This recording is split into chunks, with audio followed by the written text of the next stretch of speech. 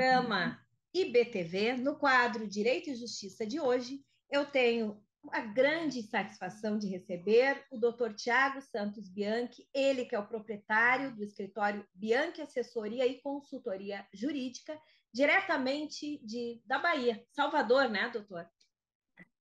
Boa tarde, Julie. É enorme satisfação estar aqui falando contigo. Na verdade, é do município de Camaçari, região metropolitana de Salvador. Sim, sim. É uma região mais industrial, digamos assim, e não Exatamente. política, né, doutor? Exatamente. É a cidade onde temos o polo petroquímico, né? Exato, exato. Bem, mas para começarmos a nossa entrevista, seria interessante falarmos sobre há quanto tempo o escritório está atuando, né? E como tudo iniciou, doutor? Iniciou, Julie, basicamente há 14 anos atrás, quando eu regressei do estado do Rio Grande do Sul, né, onde eu me formei, e retornei à Bahia, né, para dar início à atividade jurídica. A sua formação aqui no Rio Grande do Sul, onde foi? Na Unicinos. Na Unicinos, certo. Isso. Após o regresso no ano de 2008, iniciei as atividades aqui já no município de Camaçari, onde eu sempre residi, mas o escritório especificamente, o Bianchi Assessoria e Consultoria, nós estamos há 3 anos no mercado. E se dedica a qual segmento da área jurídica? Nós temos o foco hoje, Julie, voltado quase que exclusivamente à área eleitoral e à área do direito público. Certo. E agora, nas eleições, vocês tiveram muitas demandas? Tivemos sim, graças a Deus, período eleitoral, anos eleitorais são bastante complexos, as demandas elas aumentam consideravelmente, embora haja esse interstício de 2 anos entre eleições gerais e eleições municipais. Mas demanda nós temos para todo o período. Todo período. E quais são os casos, em média, que são mais atendidos pelo escritório por ano? Quais são os mais comuns e quantos são? Em anos eleitorais, Julie, basicamente nós predominamos as ações com esse viés. Ações de investigação judicial eleitoral, ações de impugnações de mandato eletivo e as ações, as representações de propaganda eleitoral. Essas ações, por sua complexidade, às vezes demandam um certo tempo para que haja o pronunciamento final, que haja a sentença ou a decisão final. Então, nós temos, por todo esse período, por exemplo, nós temos ações hoje ainda discutindo atos nas eleições de 2020. Então, basicamente, 2 anos já se passaram e ainda tendo discussões sobre processos eleitorais. A par disso, o direito eleitoral ele não está dissociado das outras áreas do direito. Para que uma pessoa venha a se candidatar, é necessário que ela preencha alguns requisitos. Claro. E aí entram na área do direito administrativo, questões de improbidade administrativa, ações penais podem implicar no deferimento ou não de um registro de candidatura. Então, por todo esse período, ainda que não seja um ano eleitoral, nós teremos demanda para esses clientes no sentido de possibilitar que no ano eleitoral, no momento que ele faça... Eles estejam aptos, Exatamente. A concorrer. A concorrer. Exatamente. E, bom, a pandemia, ela trouxe reflexo no judiciário, Digo, quais foram as alterações e casos novos de alterações? Poderia nos falar um pouquinho mais a respeito? Nós tivemos, basicamente, a inserção massiva da tecnologia no processo eleitoral. Como nós aqui agora, nesse momento, estamos falando à distância, esse processo tecnológico também entrou no processo eleitoral. Então,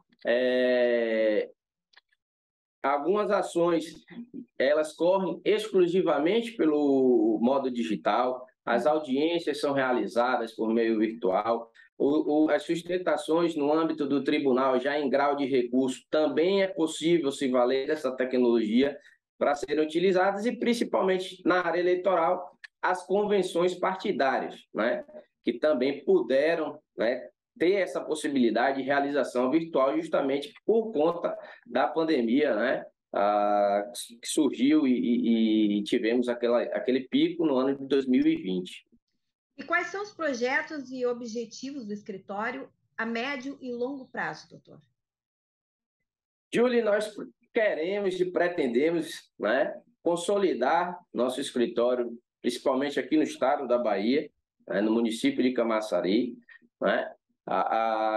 Já temos uma grande demanda, já estamos sendo procurados, notabilizados em virtude das atuações nessas áreas. E, a longo prazo, acho que o sonho de todo advogado que trabalha na área eleitoral, quem sabe, né, participar de um jurídico, né, coordenar um corpo jurídico de uma eleição presidencial, uma eleição para o governo do Estado. Acho que esse é o sonho de todos que militam na área. Não está no script, mas eu gostaria que o senhor desse o seu parecer como especialista na área em que atua, né? Deixar a sua mensagem, principalmente referente às nossas últimas eleições. Qual o seu parecer, a sua mensagem, o que o senhor tem a dizer para o nosso eleitor, de modo geral? Julie, principalmente por fazermos parte não só da Comissão de Direito Eleitoral da OAB da Bahia, mas também do Conselho Federal da OAB, né? Nós tivemos a oportunidade de entender um pouco mais sobre o processo de votação, sobre as urnas eletrônicas e a confiabilidade delas.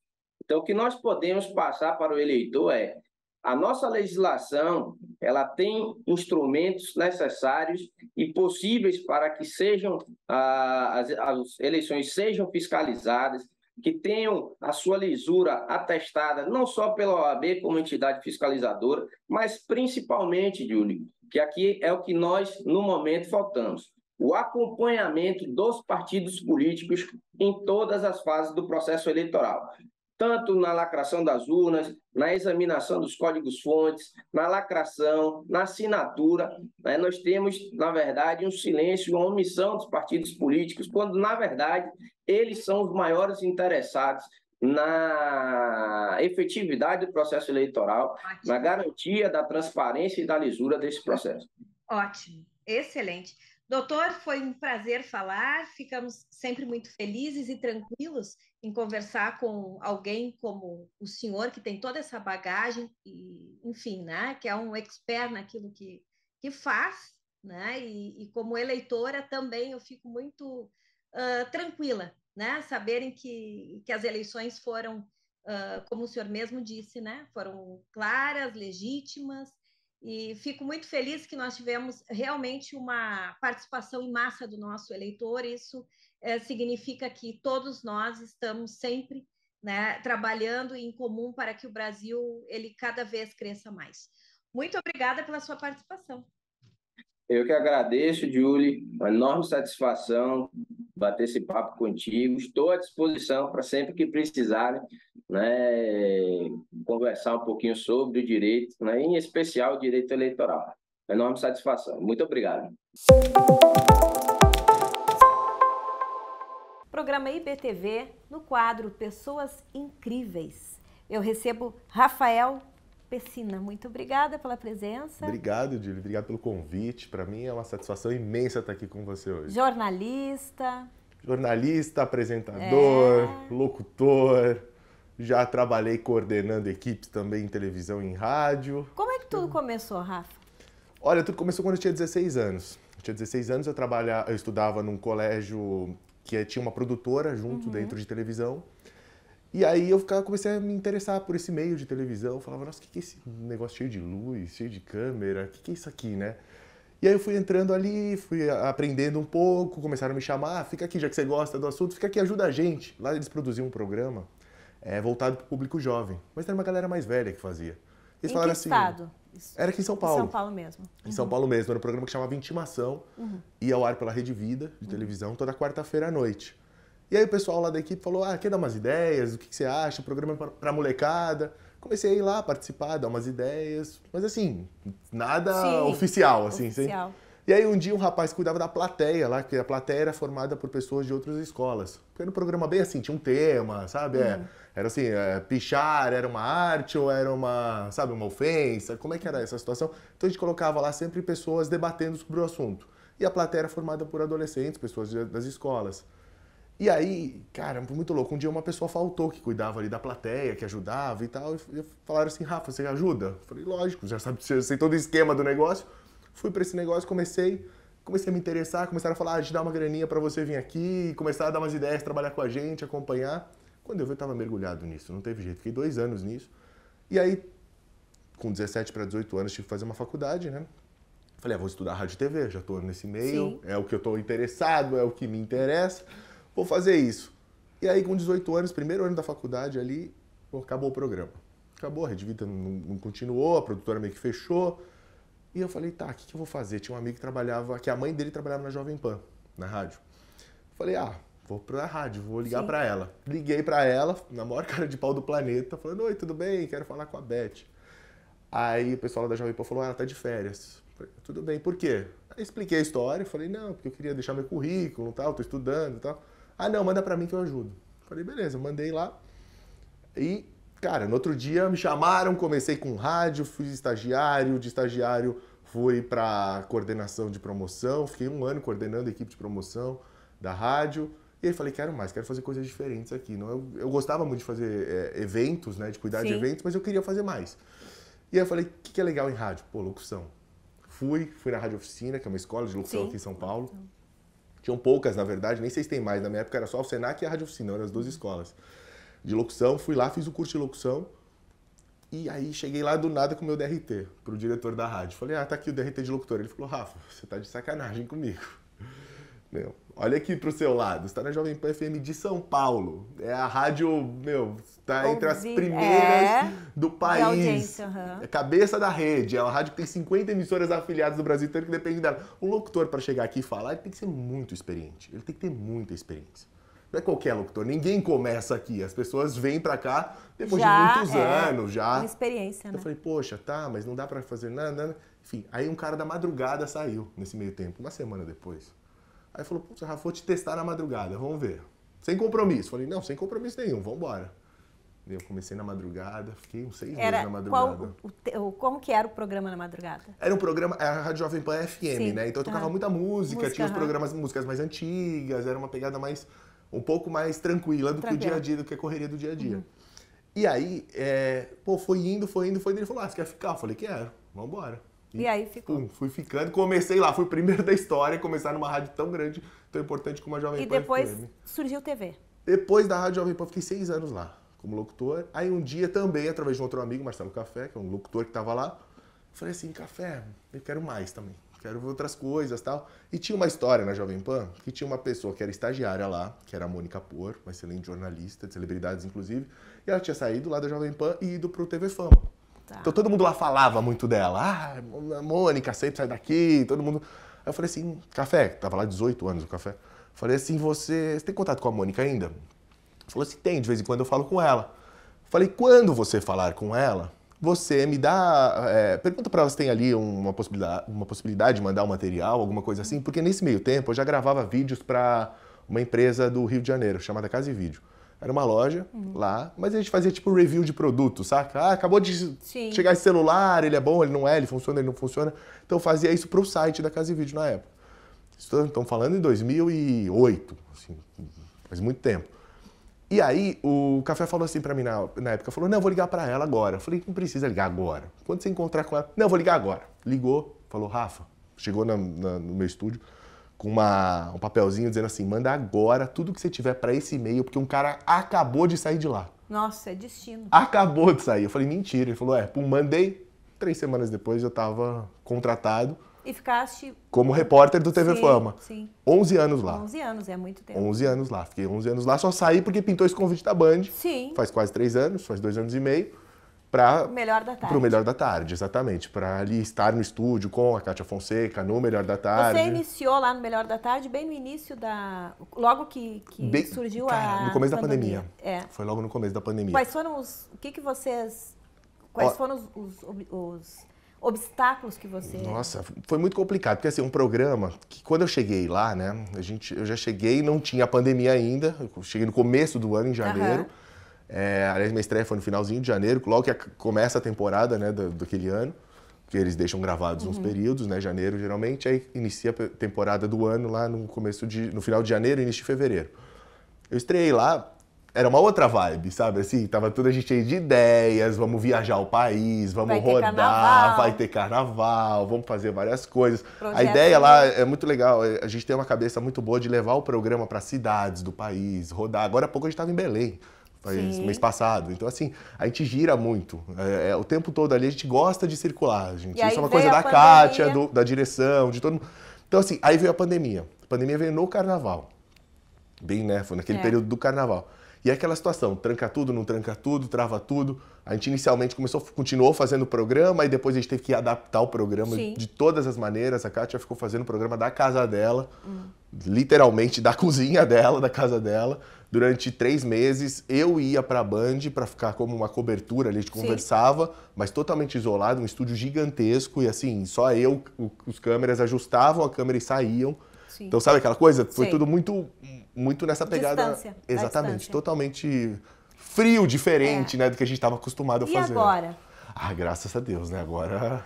Quais são os projetos? Como é que tá? Então, agora a ideia é retomar tudo isso, né? Que a gente ficou travado aí 2 anos, né? A gente já começou a retomar isso com as transmissões, viagens, transmissões. Fizemos programas incríveis em Foz do Iguaçu, Bariloche. Agora a gente levou o programa, fizemos 3 dias ao vivo de Belém. Então, assim, a gente levou toda a estrutura para fazer direto ao vivo, cobrindo o Círio de Nazaré. Sabe assim, eu acho que a grande proposta do entretenimento é essa. A gente consegue informar, entretendo muito as pessoas, trazendo uma leveza, uma diversão. Acho que esse é o grande segredo do programa. E o Rafa não para por aí, né? São projetos e projetos, né, Rafa? Eu não paro. Eu sou uma máquina pensante de ideias, sabe? É muito louco isso. Então, assim, agora eu tô, por exemplo, eu e minha esposa, Tara, a gente reativou nosso canal no YouTube, que a gente não tinha, então a gente reativou, a gente tá fazendo vídeos divertidos de casal, dando dicas, dando ideias, a gente é muito maluco, né? Assim, a televisão às vezes não comporta as nossas maluquices todas. Nós vamos colocar depois o canal de vocês no GC para o pessoal acessar. youtube.com Rafa Itali. Então, ótimo. É Rafa Itali ou Tali Rafa? Acho que é Tali Rafa. É Tali Rafa, é Tali Rafa. Tali Rafa. youtube.com/Tali Rafa. Ok. Bom, Rafa, foi um prazer te receber. Poxa, muito obrigado. Só posso agradecer. As portas sempre abertas aqui para você. Obrigado pelo convite. Para sua esposa. A próxima vez ela participa junto conosco da entrevista e vamos falar sobre o canal. Nossa, ela é maravilhosa. Do canal. Você vai ver, você vai pirar com ela. Então tá marcado, hein? Combinado, quando vocês quiserem. Obrigado, viu? Obrigado, Júlio. E o programa IBTV volta já já. Programa IBTV, no quadro Pessoas Incríveis, eu tenho o prazer de trazer essa atriz, bailarina, influencer que eu conheci pequenininha, criança ainda, quando estourou, né, nas Chiquititas com o personagem Teca, que foi aquele boom. Parabéns Obrigada. Pelo teu trabalho e por te reencontrar agora uma mulher bonita e, além de bonita, gente inteligente. Ela sempre está buscando em se aperfeiçoar como profissional, como atriz, bailarina, influencer agora, né? Lorena Tucci, prazer te receber. O prazer é todo meu, gente. Estou muito feliz por estar aqui. Muito obrigada pelo convite. Também fico muito feliz de te reencontrar. Nós tivemos a oportunidade de nos conhecer. Que idade tu tinhas? Foi lá no Maxud, né? Foi. Ou não, Mofarrege. Acho que foi em 2018, 2019, por aí. Devia ter uns 15 anos, por aí. Agora eu tô com quase 19, faz um tempinho já. E linda esse mulherão aí. Lorena, vamos falar sobre esse boom como influencer. Como é que tudo começou? Foi durante a pandemia? Você já trabalhava como, digamos assim, com esse teu público? A gente sabe que você tem um carisma muito grande, que as pessoas te adoram, mas quando é que deu esse boom grande? Foi na pandemia? Você começou a fazer mais conteúdos? Fala um pouquinho pra nós. Foi. Gente, eu vou sair daqui com a autoestima lá em cima, que ela tá enchendo a minha bola. Mas foi durante a pandemia. Na real, desde Chiquititas a gente já trabalhava um pouco na internet, só que a galera não usava tanto o Instagram, né, naquela época, que era 2013, por aí. E eu confesso que eu tinha um pouquinho de preconceito com a internet, porque eu sou novinha, mas a minha cabeça é um pouco antiga com essas coisas. Eu tenho essa coisa da superficialidade da internet e tudo mais. E aí, durante a pandemia, como tudo parou, e ainda mais eu que sou do teatro, também do teatro musical, então eu trabalho com o público pessoalmente, tudo fechou, né? Então, a gente acabou que teve que se render pra internet, mas acabou que eu peguei muito gosto mesmo. E hoje em dia eu amo fazer isso. Durante a pandemia, comecei a produzir bastante conteúdo e comecei a transformar isso num trabalho mesmo, fazer parte da minha rotina. E hoje também é o meu trabalho, sou atriz, sou criadora de conteúdo. A tua última participação foi na Record, no Canta Comigo, né? Foi no início desse ano, Canta Comigo Teen. Nossa, foi incrível. Ali pra mim foi uma virada de chave muito grande, porque eu comecei a estudar canto pro teatro musical e eu passei a amar isso. E eu estar ali como uma das 100 juradas, com pessoas do meu lado que eu admiro muito e me inspiro muito, estando ali no mesmo lugar que eu, nossa, pra mim não tem preço. Então eu aprendi muito com esse programa. Lorena, como jovem, atriz, influencer, bailarina, o que você vê que deve acrescentar hoje de conteúdo na internet, como influencer? O que você acha que a gente pode fazer para somar ainda mais? Você acha que tá legal? Você acha que a gente tem que criar mais conteúdos educativos? Qual é a tua visão? Eu, na real, eu não gosto muito da palavra influencer, porque eu acho muito soberbo a gente dizer que a gente tem o poder de influenciar alguém. Mas eu acho que, principalmente a gente como jovem, e que tem muitas crianças e adolescentes e jovens adultos mesmo, que se inspiram na gente, eu acho que a gente sempre deve passar o exemplo, sabe? E passar informação, principalmente no momento tão conturbado que a gente viveu agora durante a pandemia. Eu acho que a gente tem que se posicionar sempre, tem que passar informação, tem que passar cultura, porque hoje em dia na internet a gente tem muito conteúdo fútil e que a gente vê hoje as crianças que estão em formação consumindo muito a internet. Com certeza. E muitas vezes sem controle dos pais, né? Exatamente. Então a gente que tem uma visibilidade grande, eu acredito muito que a gente tem que... A gente tem que controlar um pouquinho o que a gente posta. E somar, né? Sim, exatamente. E somar. E se inspirar em pessoas como a Lorena. Que está sempre estudando, sempre se aperfeiçoando. Você fez um curso no Rio de Janeiro, né? Durante um ano. Fala um pouquinho para nós sobre esse curso. Sim, durante 2 meses. Dois meses? Fiquei 2 meses no Rio, morando sozinha pela primeira vez. E, nossa, foi uma delícia. Foi lá na CAU, na Casa das Artes de Laranjeiras, que é um lugar super renomado em questão de cultura, bem conhecido. E, nossa, eu fiquei muito feliz, me apaixonei por lá. Quero morar no Rio de Janeiro. Acho que tem muito mais minha cara do que São Paulo. Praia, sol, pagode. Alegria, né?